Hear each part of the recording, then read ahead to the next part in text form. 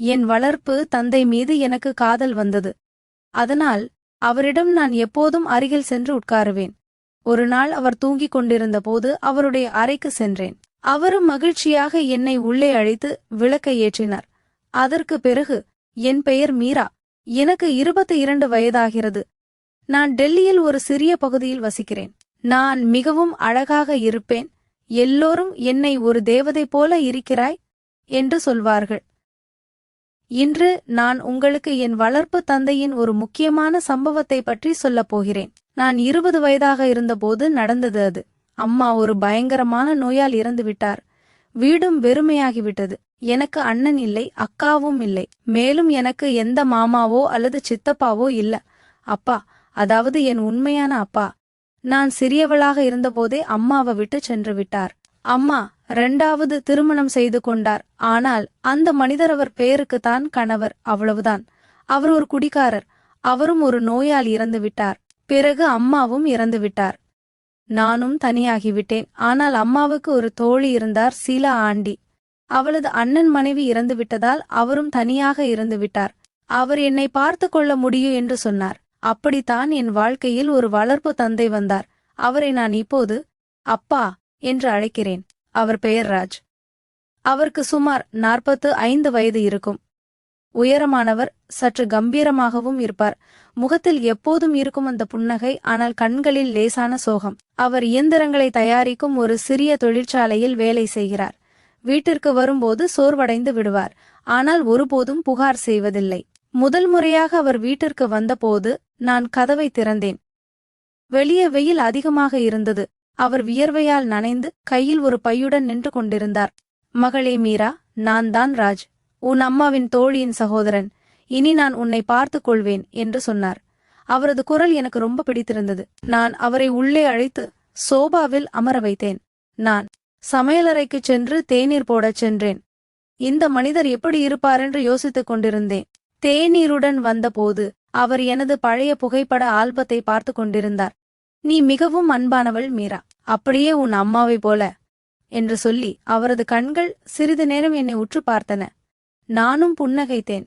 ஆனால் என் இதயத்தில் ஒரு சிறிய அசைவு ஏற்பட்டது. அந்த நிலைத்த பார்வை, அந்த பாராட்டு. பிறகு எங்கள் பயணமும் தொடங்கியது. வீடு சிறியதாக இருந்தது. 2 அறைகள், ஒரு சமையலறை மற்றும் ஒரு சிறிய முற்றம். ராஜாப்பா காலையில் சீக்கிரம் எழுந்து தேநீர் போட்டு என்னை எழுப்புவார். எழுந்திரு மகளே, கல்லூரிக்கு நேரமாகிவிட்டது என்று சொல்வார். ஆனால் அவரது குரலில் இருந்த பாசம் எனக்கு ரொம்ப பிடித்திருந்தது. நான் அப்போது கல்லூரியில் ஆர்ட்ஸ் படித்துக் கொண்டிருந்தேன். வீட்டிற்கு திரும்பும்போது அப்பா ஏற்கனவே வந்துவிடுவார். சோர்வாக இருந்தாலும் எப்போதும் சிரித்துக் கொண்டே இருப்பார். மாலையில் நாங்கள் ஒன்றாக உட்கார்ந்து டிவி பார்ப்போம். ஒரு நாள் அப்பாவின் சட்டை பொத்தான் உடைந்திருப்பதை நான் கவனித்தேன். அப்பா, என்ன இது? நான் தைத்து விடுகிறேன் என்று சொல்லி அவரது சட்டையை கலற்றி தரச் சொல்லி தைக்க ஆரம்பித்தேன். நான் ஊசி நூலால் சட்டையை தைத்துக் கொண்டிருந்தேன். ஆனால் என் கண்கள் சில சமயங்களில் அவர் மீதே சென்றன. ராஜா அப்பாவும் கேட்டார், உன் அம்மாவும் இப்படித்தான் வீட்டை பார்த்து கொள்வாரா என்று. மேலும் என் அருகில் வந்து என் கையை பிடித்தார். ராஜப்பா என்னிடம் ஒருபோதும் தவறாக எதுவும் பேசியதில்லை. ஆனால் சிறிய விஷயங்கள் என்னை சிந்திக்க வைத்தன. உதாரணமாக, ஒரு மாலை நான் வீட்டின் முற்றத்தில் யோகா செய்து கொண்டிருந்தேன். வெளியில் வெயில் அதிகமாக இருந்தது. அப்பா வெளியிலிருந்து வந்தார். என்னை பார்த்து நின்றார். மகளே, நீ மிகவும் ஆரோக்கியமாக இருக்கிறாய். இப்படியே ஆரோக்கியமாக இருக்க உன் யோகாவை தொடர்ந்து செய் என்று சொன்னார். ஆனால் அவரது கண்கள் என் மீது சிறிது நேரம் நிலைத்திருந்தன. நானும் சிரித்தேன். அப்பா, நீங்களும் முயற்சி செய்யுங்கள், நன்றாக இருக்கும். அவர் சொன்னார், நான் வயதானவன் ஆகிவிட்டேன். ஆனால் நாளை உன்னுடன் யோகா செய்வேன். அடுத்த நாளும் அவர் உண்மையிலேயே என்னுடன் யோகா செய்ய தொடங்கினார். அப்பொழுது ராஜப்பா ஆதரவுக்காக என் கையை பிடித்துக் கொண்டார். பத்திரமாக கீழே விழுந்து விடாதே என்றார். ஆனால் என் இதயம் துடித்தது. ஏன் என்று தெரியவில்லை. அன்று இரவு உணவின் போது அப்பாவும் கேட்டார், மீரா, இன்று நீ என்ன சமைத்தாய்? உன் கைகள் ஏதோ மந்திரம் செய்தது போல் உள்ளது என்பார். நானும் சிரிப்பேன். அப்பா, சாப்பாடு நல்லா இருந்ததற்கு இவ்வளவு பாராட்டா என்றேன். ஒரு முறை நான் ஒரு புதிய ஆடையை வாங்கினேன், ஒரு சேலை. வீட்டிற்கு வந்து அணிந்து பார்த்தேன். ராஜப்பாவை நோக்கி எப்படி இருக்கிறேன் என்று கேட்டேன். அவர் பார்த்து கொண்டே, மகளே, நீ ஒரு தேவதை போல இருக்கிறாய். ஆனால் வெளியே செல்லும்போது கொஞ்சம் கவனமாக செல் என்றார். அவரது கண்களில் ஏதோ மறைந்திருந்தது போல ஒரு பிரகாசம். எங்கள் வீட்டிற்கு அருகில் ஒரு பழைய கிணறு ஒன்று இருந்தது. இப்போது அது வற்றிவிட்டது. ஆனால் மக்கள் அங்கு அமர்ந்து பேசுவார்கள். ஒரு நாள் நானும் ராஜாப்பாவும் அங்கு சென்றோம். ஏனென்றால் ராஜப்பா ஏதோ பழைய பொருளை தேட வேண்டியிருந்தது. கிணற்றின் விளிம்பு உயரமாக இருந்தது. நான் அதை பார்க்க மேலே சென்றேன். அப்போது ராஜப்பாவும் தடுத்தார். கீழே விழுந்துவிட்டால் என்ன செய்வது? மிகவும் கவனமாக இரு என்று அப்பாவும் சொன்னார். நானும் ஏறி பார்த்தேன். காற்று வேகமாக வீசியது. நான் கீழே விழப்போனேன். என் அப்பா என்னை கீழே விழாமல் பிடித்துக் கொண்டார். நான் கீழே இறங்கினேன். நாங்களும் சிரித்தோம். ஆனால் என் மனதில் அந்த கேள்வி, அப்பா வேண்டுமென்றையா பிடித்தார்? இல்லை, ஒருவேளை உண்மையாக பிடித்தாரோ தெரியாமல் நடந்ததோ என்று தெரியவில்லை. பிறகு ஒருமுறை அப்பாவிடம் கிட்டார் வாசிக்க பிடிக்கும். அவரிடம் ஒரு பழைய கிட்டார் இருந்தது. மாலையில் வாசிப்பார். நானும் அவர் அருகில் அமர்ந்து கேட்பேன். ஒரு நாள் அவர், மீரா, நீயும் இதை கற்றுக்கொள் என்றார். நானும் சொன்னேன், எனக்கு கிட்டார் வாசிக்க தெரியாதே. அதற்கு அவர், நான் கற்றுக் கொடுக்கிறேன் என்றார். நானும், ஆமப்பா, கற்றுக் கொடுங்கள் என்றேன். அவர் என் பின்னால் நின்று என் கைகளை பிடித்து கற்றுக் கொடுத்தார். எனக்கு சற்று வித்தியாசமாக இருந்தது. நான் கிட்டார் வாசித்தபோது அப்பாவும் மகிழ்ச்சியடைந்தார். அடேங்கப்பா, மகளே, நீ நன்றாக வாசிக்கிறாய் என்றார். ஒரு உண்மையான தந்தை தன் மகள் வெற்றி பெறுவதைப் போல அவர் மிகவும் மகிழ்ச்சியடைந்தார். என் முந்தைய அப்பா கூட என் மீது இவ்வளவு பாசம் காட்டவில்லை. காலமும் கடந்து சென்றது. 20 வயதுக்கு மேலுமானது. கல்லூரியில் நண்பர்களும் கிடைத்தார்கள்.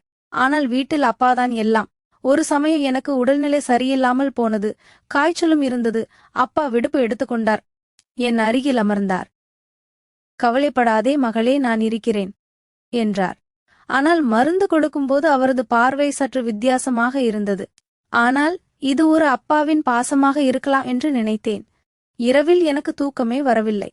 அப்பா வந்து என் படுக்கையில் அமர்ந்து கதை சொல்ல ஆரம்பித்தார். அவரது குரல் அமைதியை தந்தது. ஆனால் நான் இதற்கு என்ன அர்த்தம் என்று நினைத்தேன். ஆனால் ஒன்றுமில்லை, ஆறுதல் மட்டுமே. பிறகு கதை கேட்டுக்கொண்டே நானும் தூங்கிவிட்டேன். இதுதான் ஒரு நல்ல அப்பாவின் பொறுப்பு. எங்கள் வீட்டில் ஒரு பழைய பரண் இருந்தது. அங்கு பழைய புத்தகங்கள் வைக்கப்பட்டிருந்தன. ஒரு நாள் நான் அங்கே ஏதோ தேடச் சென்றேன். ஆனால் படிக்கட்டுகளில் இருந்து கீழே விழப்போனேன். அப்பா கீழே இருந்தார். அவர் என்னை கீழே விழாமல் உடல் முழுவதும் கட்டி அணைத்து பிடித்துக் கொண்டார். கவனமாக இரு மீரா, என்ன செய்கிறாய்? நீ விழுந்திருந்தால் என்று அவர் கோபமாக சொன்னார். நானும், மன்னிக்கவும் அப்பா, இனி கவனமாக இருப்பேன் என்றேன். அப்பா, உன்னை தவிர எனக்கு இந்த உலகில் வேறு யாரும் இல்லை. உனக்கு ஏதாவது நடந்தால் நான் எங்கே போவேன் என்றார். அவரது கண்களில் கண்ணீர் இருந்தது. நான் அவரது கண்களில் கண்ணீரை துடைத்து, அப்பா, இனி அப்படி நடக்காது என்றேன். பிறகு மெதுவாக அப்பா எனக்கு வணிகம் கற்றுக் கொடுக்க ஆரம்பித்தார். மகளே, வாழ்க்கையில் பலமாக இரு என்பார்.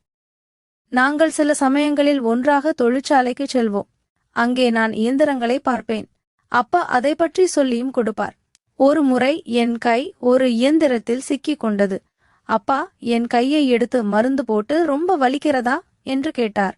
என் உண்மையான அப்பா கொடுக்க முடியாத அன்பை இந்த அப்பா கொடுக்கிறார் என்று நான் நினைத்தேன். நான் யோசனையிலும் இருந்தேன்.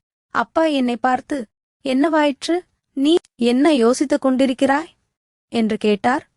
நான் நினைவு பெற்று, ஒன்றுமில்லை அப்பா என்றேன். பிறகு எனக்கு 23 வயதானது. ராஜப்பா சில சமயங்களில் என்னை வித்தியாசமான கண்களால் பார்ப்பார். ஆனால் அவர் எதுவும் சொன்னதில்லை.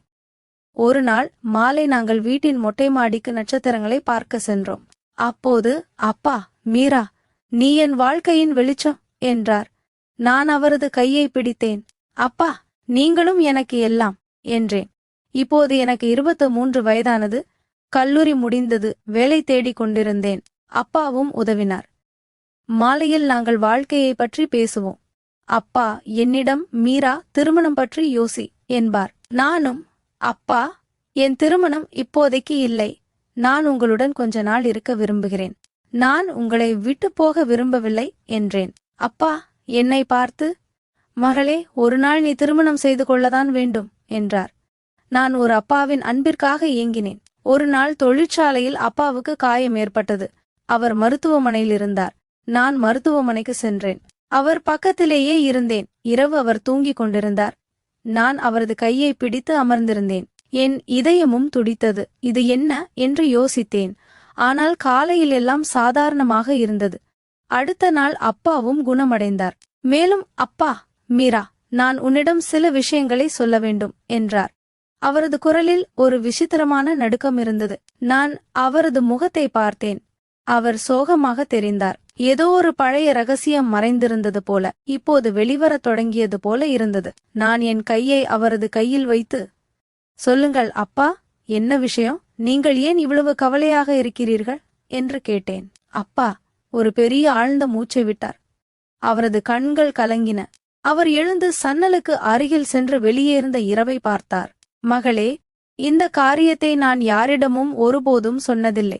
ஆனால் இப்போது உண்மை உனக்கு தெரிய வேண்டிய நேரம் வந்துவிட்டது. நான் உன் வளர்ப்பு தந்தை இல்லை. நான் தான் உன் உண்மையான தந்தை, மீரா. அவரது வார்த்தைகள் என்னை மின்னல் தாக்கியது போல இருந்தது. நானும் ஸ்தம்பித்து போனேன். என் மூச்சும் நின்றுவிட்டது போல உணர்ந்தது. என்னப்பா இது? ஒரு ஜோக் தானே? நீங்கள் எப்படி என்று நான் திக்கி திணறி கேட்டேன். என் இதயம் வேகமாக துடித்தது. என் உலகம் தலைகீழாக மாறியது. நான் யாரை வளர்ப்பு தந்தை என்று நினைத்தேனோ, யார் என்னை பார்த்து கொண்டாரோ அவர் என் இரத்த உறவு. அந்த அப்பா யார் பல வருடங்களுக்கு முன் அம்மாவை விட்டு சென்றாரோ அவரா இவர்? அப்பா என் பக்கம் திரும்பினார். அவர் கண்களில் கண்ணீர் இருந்தது. இல்லை மகளே, இது ஜோக் இல்லை, உண்மைதான். உட்கார், நான் எல்லாவற்றையும் சொல்கிறேன். இந்த கதை வலி நிறைந்தது. ஆனால் நீ தெரிந்து கொள்ள வேண்டிய அவசியம் இது. அவர் என்னை சோபாவில் உட்கார வைத்துவிட்டு என் அருகில் அமர்ந்தார். அவரது குரல் நடுங்கிக் கொண்டிருந்தது. ஒவ்வொரு வார்த்தையும் அவரை கிழிப்பது போல் இருந்தது. நீ மிகவும் சிறியவளாக இருந்தபோது, கிட்டத்தட்ட குழந்தையாக இருக்கும்போது நடந்த கதை. நானும் உன் அம்மாவும் காதலித்துதான் திருமணம் செய்து கொண்டோம். ஆனால் வாழ்க்கை எங்களை மிகவும் சோதித்தது. நான் அப்போது தொழிற்சாலையில் ஒரு சிறிய வேலை பார்த்தேன். ஆனால் குடும்பத்தை நடத்துவது கடினமாக இருந்தது. உன் அம்மா மிகவும் வலிமையானவள். ஆனால் எங்கள் தினசரி சண்டைகள் அதிகரித்து கொண்டே இருந்தன. நான் கோபக்காரனாக இருந்தேன். குடிப்பழக்கமும் ஒட்டிக்கொண்டது. ஒரு நாள் சண்டையின் போது நான் சொல்லக்கூடாத ஒன்றை சொல்லிவிட்டேன். உன் அம்மா என்னை வீட்டிலிருந்து வெளியேற்றினாள். நானும் சென்று விட்டேன் மகளே. காலப்போக்கில் எல்லாம் சரியாகிவிடும் என்று நினைத்தேன். ஆனால் நான் தவறு செய்துவிட்டேன். உனக்கு நான் மிகவும் தேவைப்பட்ட போது நான் உன்னை விட்டுவிட்டேன். அது என் வாழ்க்கையின் மிகப்பெரிய தவறு. நானும் அழ ஆரம்பித்தேன். அப்பா, ஆனால் ஏன்? நீங்கள் எங்களை விட்டு வேறு ஒருவருக்காக சென்று விட்டீர்கள் என்று அம்மா எப்போதும் சொல்வார். அது உண்மையா? என் குரலில் வலி இருந்தது. பழைய காயங்கள் மீண்டும் ஆறாமல் ஆனது போல. அப்பா தலை தாழ்த்தி கொண்டார். இல்லை மீரா, அது உன்னை பாதுகாக்க உன் அம்மா சொன்ன போய். நான் வேறு யாருக்காகவும் செல்லவில்லை. நான் உடைந்து போனேன். நகரத்தை விட்டு விலகி ஒரு சிறிய கிராமத்திற்கு சென்றேன். அங்கே நான் என் புதிய வாழ்க்கையை தொடங்கினேன். குடிப்பதையும் நிறுத்தினேன். கடினமாக உழைத்தேன். பிறகு ஒரு நாள் எனக்கு ஒரு விதவை பெண் அறிமுகமானார். சீலா ஆண்டியின் தோழி. நாங்கள் திருமணம் செய்து கொண்டோம். ஒரு புதிய ஆரம்பம் இருக்கும் என்று நினைத்தேன். ஆனால் கடவுளின் விருப்பம் வேறு ஒன்றாக இருந்தது. எங்கள் திருமணத்திற்கு பிறகு என் இரண்டாவது மனைவிக்கு ஒரு நோய் இருப்பது தெரிய வந்தது. அவள் தாயாக முடியாது. மருத்துவர்கள் சில பிரச்சனைகள் உள்ளன. குழந்தைகள் பிறக்கவே பிறக்காது என்றனர். நான் நிறைய முயற்சி செய்தேன், சிகிச்சை அளித்தேன். ஆனால் எதுவும் நடக்கவில்லை. அவரது குரலில் இதயம் பிளக்கும் வலி இருந்தது. எனக்கு ஒரு மகள் தேவைப்பட்டது, மீரா. என் வாழ்க்கையின் வெளிச்சத்தை கொண்டு வரும் ஒரு மகள். இரவுகளில் நான் விழித்திருப்பேன். என் உண்மையான மகள் எங்கே இருப்பாள் என்று நினைப்பேன். உன் நினைவு வரும். ஆனால் என்னால் திரும்பி வர முடியவில்லை. உன் அம்மா என்னை ஒருபோதும் மன்னித்திருக்க மாட்டாள். அவள் இரண்டாவது திருமணம் செய்து கொண்டாள் என்று கேள்விப்பட்டேன். ஆனால் அந்த திருமணமும் நீடிக்கவில்லை. நான் தூரத்திலிருந்து எல்லாவற்றையும் பார்த்து கொண்டிருந்தேன். ஆனால் ஒருபோதும் தைரியம் வரவில்லை. பிறகு உன் அம்மாவின் மரண செய்தி கிடைத்தபோது அந்த நோய் அவளை எடுத்து சென்றது. நானும் உடைந்து போனேன். மகளே, ஷீலா ஆண்டி, நீ தனியாக இருக்கிறாய் என்று என்னிடம் சொன்னார். அப்போது நான் என் மகளிடம் செல்ல வேண்டும் என்று முடிவு செய்தேன். ஆனால் நான் உண்மையை சொல்லவில்லை. ஏனப்பா, ஏன் மறைத்தீர்கள் என்று நான் அழுது கொண்டே கேட்டேன். என் கண்ணீர் நிற்கவில்லை. அவரது குரல் நடுங்கி சொன்னார், பயம் மீரா, பயம். நான் உன் உண்மையான தந்தை என்று சொன்னால் நீ என்னை வீட்டிற்குள் அனுமதிக்க மாட்டாய் என்ற பயம். உனக்கு நான் சிறு வயதில் தேவைப்பட்ட போது நான் அங்கு இல்லை. நான் உன்னை விட்டுவிட்டேன். நான் ஒரு வளர்ப்பு தந்தையாக வந்தால் நீ என்னை ஒருவேளை ஏற்றுக்கொள்வாய் என்று நம்பினேன். மெதுவாக உன் அன்பை பெறுவேன். ஆனால் ஒவ்வொரு நாளும் உன்னுடன் இருந்தபோது நான் என்னையே சபித்துக் கொண்டேன். நீ என் மகள், நான் உன்னை இத்தனை ஆண்டுகளாக தனியாக விட்டுவிட்டேன். முடிந்தால் என்னை மன்னித்து விடு மகளே.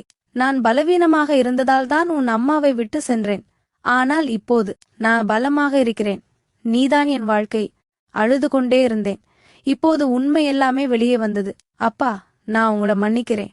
நீங்கள்தான் எனக்கெல்லாம் என்றேன். இத்தனை வருடங்கள் எங்கள் மனதில் இருந்த வலியால் நாங்கள் இருவரும் மணிக்கணக்கில் இரவு முழுவதும் அழுதோம். அந்த இரவு எங்கள் வாழ்க்கையை மாற்றியது. இப்போது ராஜ் வளர்ப்பு அப்பா இல்லை, என் உண்மையான அப்பா அவர்தான் என்று தெரிந்தது. இப்போது எங்களுக்கும் ஒரு தந்தைக்கும் மகளுக்கும் இடையேயான உண்மையான அன்பு மட்டுமே இருந்தது. இந்த வீடியோ பிடிச்சிருந்துச்சு அப்படின்னா மறக்காம நம்மளுடைய சேனலை சப்ஸ்கிரைப் பண்ணிக்கோங்க. உங்களுடைய கருத்துக்களை கீழே இருக்கிற கமெண்ட் செக்ஷன்ல கண்டிப்பா சொல்லுங்க. தேங்க்ஸ் ஃபார் வாட்சிங். என் வளர்ப்பு தந்தை மீது எனக்கு காதல் வந்தது. அதனால் அவரிடம் நான் எப்போதும் அருகில் சென்று உட்காருவேன். ஒரு நாள் அவர் தூங்கிக் கொண்டிருந்த போது அவருடைய அறைக்கு சென்றேன். அவரும் மகிழ்ச்சியாக என்னை உள்ளே அழைத்து விளக்கை ஏற்றினார். அதற்கு பிறகு, என் பெயர் மீரா. எனக்கு 22 வயதாகிறது. நான் டெல்லியில் ஒரு சிறிய பகுதியில் வசிக்கிறேன். நான் மிகவும் அழகாக இருப்பேன். எல்லோரும் என்னை ஒரு தேவதை போல இருக்கிறாய் என்று சொல்வார்கள். இன்று நான் உங்களுக்கு என் வளர்ப்பு தந்தையின் ஒரு முக்கியமான சம்பவத்தை பற்றி சொல்லப் போகிறேன். நான் 20 வயதாக இருந்தபோது நடந்தது அது. அம்மா ஒரு பயங்கரமான நோயால் இறந்துவிட்டார். வீடும் வெறுமையாகிவிட்டது. எனக்கு அண்ணன் இல்லை, அக்காவும் இல்லை. மேலும் எனக்கு எந்த மாமாவோ அல்லது சித்தப்பாவோ இல்ல. அப்பா, அதாவது என் உண்மையான அப்பா, நான் சிறியவளாக இருந்தபோதே அம்மாவை விட்டு சென்று விட்டார். அம்மா 2வது திருமணம் செய்து கொண்டார். ஆனால் அந்த மனிதர் அவர் பெயருக்குத்தான் கணவர், அவ்வளவுதான். அவர் ஒரு குடிகாரர். அவரும் ஒரு நோயால் இறந்து விட்டார். பிறகு அம்மாவும் இறந்து விட்டார். நானும் தனியாகிவிட்டேன். ஆனால் அம்மாவுக்கு ஒரு தோழி இருந்தார், சீலா ஆண்டி. அவளது அண்ணன் மனைவி இறந்து விட்டதால் அவரும் தனியாக இருந்து விட்டார். அவர் என்னை பார்த்து கொள்ள முடியும் என்று சொன்னார். அப்படித்தான் என் வாழ்க்கையில் ஒரு வளர்ப்பு தந்தை வந்தார். அவரை நான் இப்போது அப்பா என்று அழைக்கிறேன். அவர் பெயர் ராஜ். அவருக்கு சுமார் 45 வயது இருக்கும். உயரமானவர், சற்று கம்பீரமாகவும் இருப்பார். முகத்தில் எப்போதும் இருக்கும் அந்த புன்னகை, ஆனால் கண்களில் லேசான சோகம். அவர் இயந்திரங்களை தயாரிக்கும் ஒரு சிறிய தொழிற்சாலையில் வேலை செய்கிறார். வீட்டிற்கு வரும்போது சோர்வடைந்து விடுவார். ஆனால் ஒருபோதும் புகார் செய்வதில்லை. முதல் முறையாக அவர் வீட்டிற்கு வந்தபோது நான் கதவை திறந்தேன். வெளியே வெயில் அதிகமாக இருந்தது. அவர் வியர்வையால் நனைந்து கையில் ஒரு பையுடன் நின்று கொண்டிருந்தார். மகளே மீரா, நான் தான் ராஜ், உன் அம்மாவின் தோழியின் சகோதரன். இனி நான் உன்னை பார்த்துக் கொள்வேன் என்று சொன்னார். அவரது குரல் எனக்கு ரொம்ப பிடித்திருந்தது. நான் அவரை உள்ளே அழைத்து சோபாவில் அமர வைத்தேன். நான் சமையலறைக்கு சென்று தேநீர் போடச் சென்றேன். இந்த மனிதர் எப்படி இருப்பாரென்று யோசித்துக் கொண்டிருந்தேன். தேநீருடன் வந்தபோது அவர் எனது பழைய புகைப்பட ஆல்பத்தை பார்த்து கொண்டிருந்தார். நீ மிகவும் அன்பானவள் மீரா, அப்படியே உன் அம்மாவை போல என்று சொல்லி அவரது கண்கள் சிறிது நேரம் என்னை உற்று பார்த்தன. நானும் புன்னகைத்தேன். ஆனால் என் இதயத்தில் ஒரு சிறிய அசைவு ஏற்பட்டது. அந்த நிலைத்த பார்வை, அந்த பாராட்டு. பிறகு எங்கள் பயணமும் தொடங்கியது. வீடு சிறியதாக இருந்தது. 2 அறைகள், ஒரு சமையலறை மற்றும் ஒரு சிறிய முற்றம். ராஜாப்பா காலையில் சீக்கிரம் எழுந்து தேநீர் போட்டு என்னை எழுப்புவார். எழுந்திரு மகளே, கல்லூரிக்கு நேரமாகிவிட்டது என்று சொல்வார். ஆனால் அவரது குரலில் இருந்த பாசம் எனக்கு ரொம்ப பிடித்திருந்தது. நான் அப்போது கல்லூரியில் ஆர்ட்ஸ் படித்துக் கொண்டிருந்தேன். வீட்டிற்கு திரும்பும்போது அப்பா ஏற்கனவே வந்துவிடுவார். சோர்வாக இருந்தாலும் எப்போதும் சிரித்துக் கொண்டே இருப்பார். மாலையில் நாங்கள் ஒன்றாக உட்கார்ந்து டிவி பார்ப்போம். ஒரு நாள் அப்பாவின் சட்டை பொத்தான் உடைந்திருப்பதை நான் கவனித்தேன். அப்பா, என்ன இது? நான் தைத்து விடுகிறேன் என்று சொல்லி அவரது சட்டையை கலற்றி தரச் சொல்லி தைக்க ஆரம்பித்தேன். நான் ஊசி நூலால் சட்டையை தைத்து கொண்டிருந்தேன். ஆனால் என் கண்கள் சில சமயங்களில் அவர் மீதே சென்றன. ராஜா அப்பாவும் கேட்டார், உன் அம்மாவும் இப்படித்தான் வீட்டை பார்த்து கொள்வாரா என்று. மேலும் என் அருகில் வந்து என் கையை பிடித்தார். ராஜப்பா என்னிடம் ஒருபோதும் தவறாக எதுவும் பேசியதில்லை. ஆனால் சிறிய விஷயங்கள் என்னை சிந்திக்க வைத்தன. உதாரணமாக, ஒரு மாலை நான் வீட்டின் முற்றத்தில் யோகா செய்து கொண்டிருந்தேன். வெளியில் வெயில் அதிகமாக இருந்தது. அப்பா வெளியிலிருந்து வந்தார். என்னை பார்த்து நின்றார்.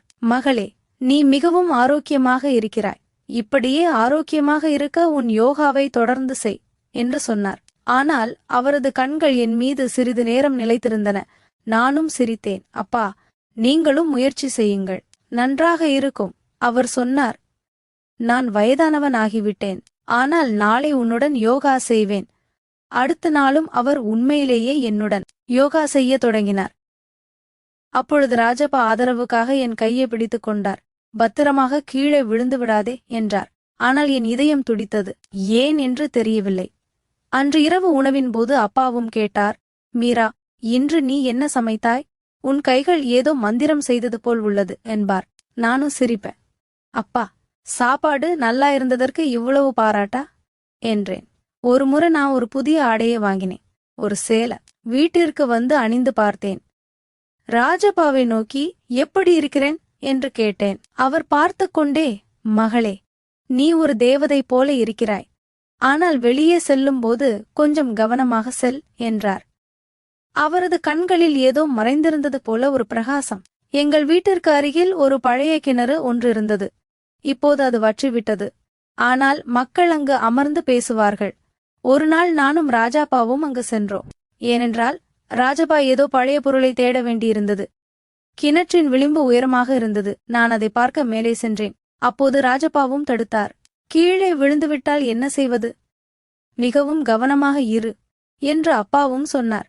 நானும் ஏறி பார்த்தேன். காற்று வேகமாக வீசியது. நான் கீழே விழப்போனேன். என் அப்பா என்னை கீழே விழாமல் பிடித்துக் கொண்டார். நான் கீழே இறங்கினேன். நாங்களும் சிரித்தோம். ஆனால் என் மனதில் அந்த கேள்வி, அப்பா வேண்டுமென்றையா பிடித்தார்? இல்லை, ஒருவேளை உண்மையாக பிடித்தாரோ, தெரியாமல் நடந்ததோ என்று தெரியவில்லை. பிறகு ஒருமுறை அப்பாவிடம் கிட்டார் வாசிக்க பிடிக்கும். அவரிடம் ஒரு பழைய கிட்டார் இருந்தது. மாலையில் வாசிப்பார். நானும் அவர் அருகில் அமர்ந்து கேட்பேன். ஒரு நாள் அவர், மீரா, நீயும் இதை கற்றுக்கொள் என்றார். நானும் சொன்னேன், எனக்கு கிட்டார் வாசிக்க தெரியாதே. அதற்கு அவர், நான் கற்றுக் கொடுக்கிறேன் என்றார். நானும், ஆமப்பா, கற்றுக் கொடுங்கள் என்றேன். அவர் என் பின்னால் நின்று என் கைகளை பிடித்து கற்றுக் கொடுத்தார். எனக்கு சற்று வித்தியாசமாக இருந்தது. நான் கிட்டார் வாசித்தபோது அப்பாவும் மகிழ்ச்சியடைந்தார். அடேங்கப்பா, மகளே, நீ நன்றாக வாசிக்கிறாய் என்றார். ஒரு உண்மையான தந்தை தன் மகள் வெற்றி பெறுவதைப் போல அவர் மிகவும் மகிழ்ச்சியடைந்தார். என் முந்தைய அப்பா கூட என் மீது இவ்வளவு பாசம் காட்டவில்லை. காலமும் கடந்து சென்றது.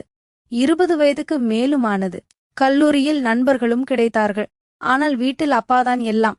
ஒரு சமயம் எனக்கு உடல்நிலை சரியில்லாமல் போனது. காய்ச்சலும் இருந்தது. அப்பா விடுப்பு எடுத்துக்கொண்டார். என் அருகில் அமர்ந்தார். கவலைப்படாதே மகளே, நான் இருக்கிறேன் என்றார். ஆனால் மருந்து கொடுக்கும்போது அவரது பார்வை சற்று வித்தியாசமாக இருந்தது. ஆனால் இது ஒரு அப்பாவின் பாசமாக இருக்கலாம் என்று நினைத்தேன். இரவில் எனக்கு தூக்கமே வரவில்லை. அப்பா வந்து என் படுக்கையில் அமர்ந்து கதை சொல்ல ஆரம்பித்தார். அவரது குரல் அமைதியை தந்தது. ஆனால் நான் இதற்கு என்ன அர்த்தம் என்று நினைத்தேன். ஆனால் ஒன்றுமில்லை, ஆறுதல் மட்டுமே. பிறகு கதை கேட்டுக்கொண்டே நானும் தூங்கிவிட்டேன். இதுதான் ஒரு நல்ல அப்பாவின் பொறுப்பு. எங்கள் வீட்டில் ஒரு பழைய பரண் இருந்தது. அங்கு பழைய புத்தகங்கள் வைக்கப்பட்டிருந்தன. ஒரு நாள் நான் அங்கே ஏதோ தேடச் சென்றேன். ஆனால் படிக்கட்டுகளில் இருந்து கீழே விழப்போனேன். அப்பா கீழே இருந்தார். அவர் என்னை கீழே விழாமல் உடல் முழுவதும் கட்டி அணைத்து பிடித்துக் கொண்டார். கவனமாக இரு மீரா, என்ன செய்கிறாய்? நீ விழுந்திருந்தால் என்று அவர் கோபமாக சொன்னார். நானும் மன்னிக்கவும் அப்பா, இனி கவனமாக இருப்பேன் என்றேன். அப்பா, உன்னை தவிர எனக்கு இந்த உலகில் வேறு யாரும் இல்லை. உனக்கு ஏதாவது நடந்தால் நான் எங்கே போவேன் என்றார். அவரது கண்களில் கண்ணீர் இருந்தது. நான் அவரது கண்களில் கண்ணீரை துடைத்து, அப்பா, இனி அப்படி நடக்காது என்றேன். பிறகு மெதுவாக அப்பா எனக்கு வணிகம் கற்றுக் கொடுக்க ஆரம்பித்தார். மகளே, வாழ்க்கையில் பலமாக இரு என்பார். நாங்கள் சில சமயங்களில் ஒன்றாக தொழிற்சாலைக்கு செல்வோம். அங்கே நான் இயந்திரங்களை பார்ப்பேன். அப்பா அதை பற்றி சொல்லியும் கொடுப்பார். ஒரு முறை என்